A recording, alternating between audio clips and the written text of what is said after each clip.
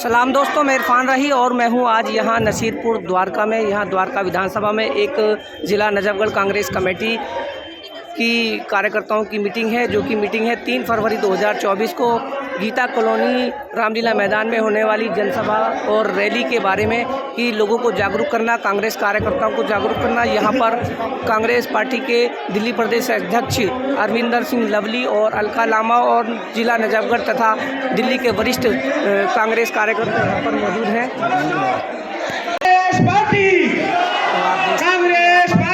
कांग्रेस के कार्यकर्ता भारी मात्रा में सोनिया गांधी और यहाँ राहुल गांधी नारे लगाए जा रहे हैं। किसी डरने वाले नहीं है, किसी के सामने झुकने वाले नहीं है।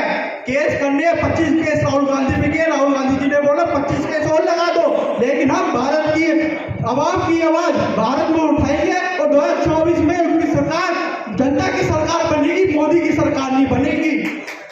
दिल्ली के द्वारका विधानसभा में दिल्ली कांग्रेस कमेटी के नजफगढ़ जिला के कांग्रेस कार्यकर्ताओं की एक बैठक हुई, जिसमें आगामी 3 फरवरी को गीता कॉलोनी रामलीला मैदान में कांग्रेस पार्टी की बहुत बड़ी जनसभा की तैयारी को लेकर के ये बैठक की गई।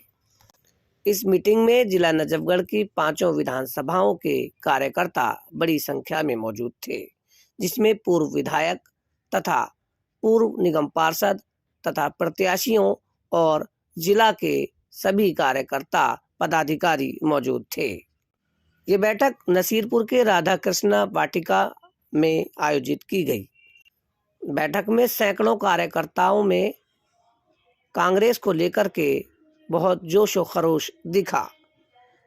बैठक में दिल्ली प्रदेश अध्यक्ष अरविंदर सिंह लवली, पूर्व विधायक मुकेश शर्मा, द्वारका से पूर्व विधायक आदर्श शास्त्री, नजफगढ़ के पूर्व विधायक, मटियाला से पूर्व विधायक सुमेश शौकीन तथा नजफगढ़ जिला के वरिष्ठ कार्यकर्ता मौजूद थे। वहीं द्वारका से प्रमोद कुमार, अनिल बड़ोदिया, महफूज कुरैशी, पवन मिश्रा, दीपक मिश्रा तथा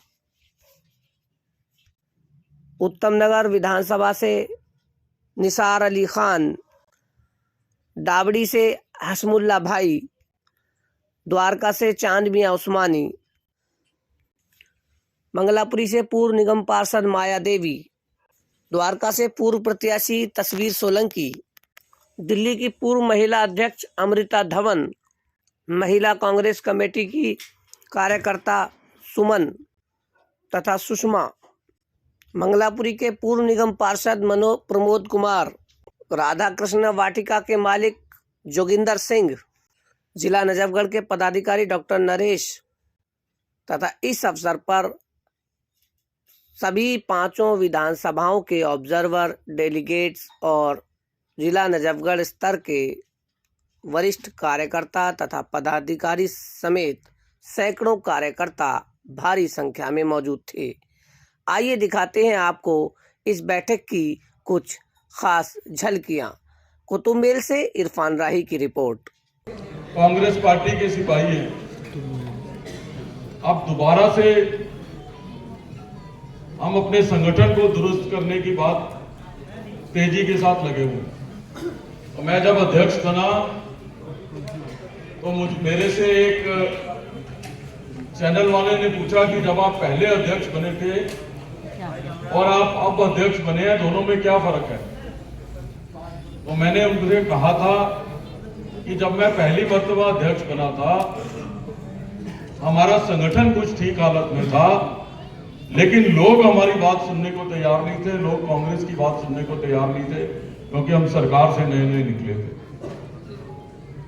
और आज स्थिति यह है कि लोग हमारी बात सुनने को तैयार है, केवल हमको अपना संगठन ठीक करने की जरूरत है, अपने आप को ठीक करने की बात है। लोग हमारी बात सुनने को तैयार है। कांग्रेस पार्टी का वो हाथ अगर बंद हो जाता है तो वो मुट्ठी है, और ये मुट्ठी वो है, ये हाथ वो है जो कमल को उखाड़ के भी फेंक देगा और झाड़ू को भी तिनका तिनका कर देगा। एक बार फिर आप सबको मैं बहुत बहुत धन्यवाद करता हूँ।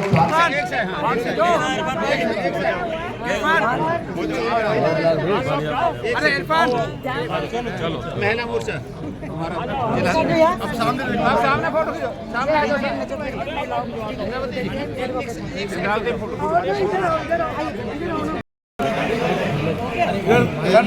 जी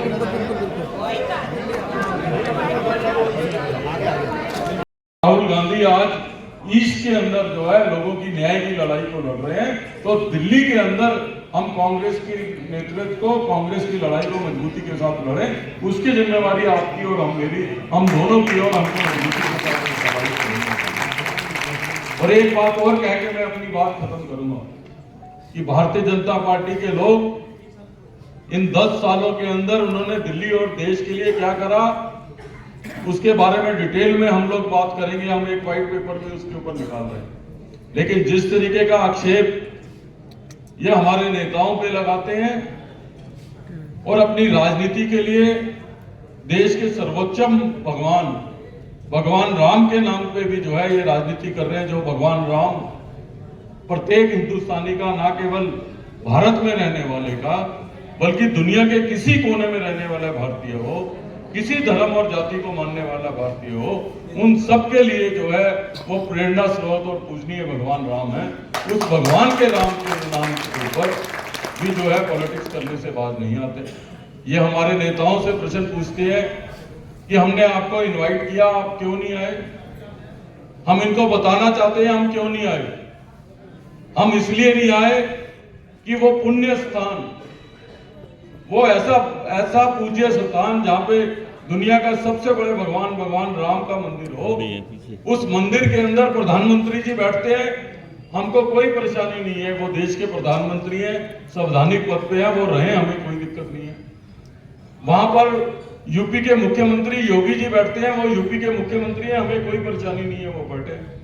वहां पर यूपी की उपराज्यपाल महोदय बैठती हैं, वो संवैधानिक पद पे हैं, वो बैठे, हमें कोई परेशानी नहीं है। मंदिर के सबसे बड़े महंत वहां पे बैठते हैं, हमको कोई परेशानी नहीं है। लेकिन हमको ये तो बताना पड़ेगा कि मोहन भागवत किस हैसियत से जो है वहां पे बैठे, इसका जवाब तो भारतीय जनता पार्टी को देना पड़ेगा। इसका जवाब तो भारतीय जनता पार्टी को देना पड़ेगा कि वो, इसका जवाब तो भारतीय जनता पार्टी को देना पड़ेगा कि वो भगवान राम का फंक्शन था कि भारतीय जनता पार्टी का निजी फंक्शन था। कि आपने जो है गैर संवैधानिक पद पे बैठे हुए व्यक्ति को भी जो है अपने साथ बताया, इसलिए हमारे नेता नहीं है। और आप अगर आपको पार्टी का ही दफ्तर बनाना था, पार्टी का ही फंक्शन बचाना था, तो उस बेचारे नड्डा ने क्या कसूर किया था, उसकी भी कुर्सी लगवा देते। ऐसे ही नहीं बदलता, कभी कभी समय को मजबूर करना पड़ता है बदलने के लिए। और मैं मानती हूँ कि आज हम ऐसे दौर से गुजर रहे हैं कि दिल्ली और देश की राजनीति एक अलग स्थान पे जाकर पहुंच चुकी है। आज दिल्ली के अंदर हमारे 7 सांसद हैं और हमारे पश्चिमी दिल्ली के भी एक सांसद हैं। आप बताइए, आप कितने समय से उस सांसद को देख रहे हैं? 10 साल से। 10 साल में उस सांसद ने किसके सुख दुख में हिस्सा लिया? आज बीजेपी के 7 सांसद कितना पार्लियामेंट में खड़े होकर दिल्ली वालों की आवाज उठाते हैं, कितना दिल्ली के मुद्दों पे बात करते हैं। हमारी लड़ाई उन फिरका परस्त ताकतों के खिलाफ है जो लगातार इस देश को बांटने में लगी हुई है, जो लगातार नफरत का बीज समाज के अंदर बोने का काम करती है दिन रात। हम विकास की बात करते हैं, हम बात करते हैं कि बताओ कितने स्कूल बनाए, कितने फ्लाईओवर बनाए, कितनी मेट्रो बनाई। हम पूछते हैं कि बताओ लोगों को क्या सुख सुविधाएं दी, तो ये बात करते हैं धर्म और जाति। हम जब विकास के मुद्दे की बात करते हैं तब तक उस मुद्दे को भटकाने के लिए ये फिरका परस्त ताकतें सामने आ जाती है। ऐसे में इस कमरे में बैठे हर व्यक्ति की जिम्मेदारी है कि संविधान ऐसे नहीं बचेगा चिल्लाने से कि संविधान बचाओ। संविधान को बचाने के लिए, इस देश के ताने बाने को बचाने के लिए आप सबका घरों से बाहर निकलना जरूरी है। वो ऑब्जर्वर अभी तबलीगी ना अनाउंस करें।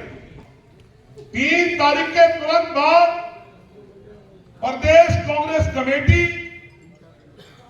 दिल्ली के सभी 280 ब्लॉक कांग्रेस कमेटी की तुरंत प्रभाव से घोषणा करने जा रही है 3 तारीख की परफॉर्मेंस को देखकर।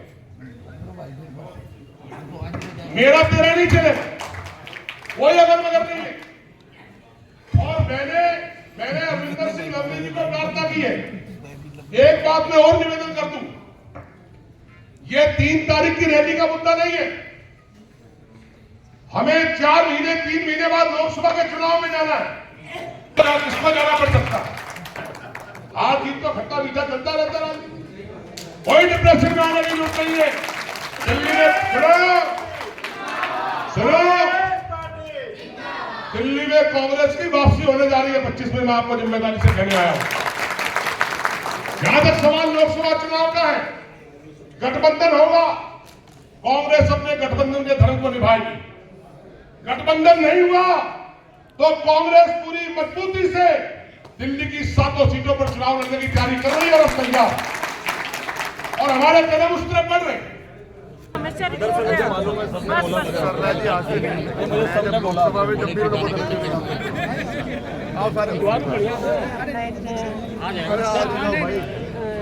आप बताओ, संगठन